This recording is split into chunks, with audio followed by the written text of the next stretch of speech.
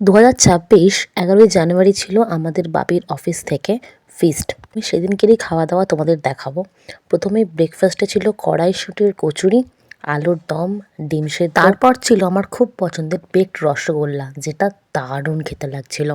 এরপরেই ছিল chicken pakora, coffee আর ছিল মাছ ভাজা, যেটা আমার ভিডিও করা হয়নি। তারপর কিছুক্ষণ নাচাগানা হওয়ার পরেই চলে এলাম একেবারে মেন কোর্সে। বাসমতি রাইস, তোপসে ফ্রাই, সবজি ডাল, ঝুরঝুরি আলু ভাজা, স্যালাড। ওফ, জমে ক্ষীর। গরম গরম ভাতে সবজি ডাল, ঝুরঝুরি আলু ভাজা, কার কার পছন্দের বলো। ফ্রাইটাও দারুণ। এই যে মিক্সড সবজিটা না, জাস্ট ওয়াও খেতে। মিক্সড সবজি দিয়ে আমি অনেকখানি ভাত খেয়ে ফেলেছিলাম। একটা রিসর্ট ভাড়া নেওয়া হয়েছিল, তোমরা চারিদিকটা দেখো, ভীষণ সুন্দর। তখন সবাই খাওয়া দাওয়া চলছে, আমরা 3টের সময় খেতে বসেছিলাম হই হুল্লোড় করার পর। তারপরেই চলে এলো খাসি। ওফ, দুর্দান্ত। এখানের ভিডিওটাতে একটু সমস্যা ছিল, খাসির মাংসটা কিন্তু সেই ছিল, আর খাসির মাংসের এই নাল্লির পিসগুলো দারুণ। আর এই গরম গরম চর্বি খেতে কার কার ভালো লাগে বলো।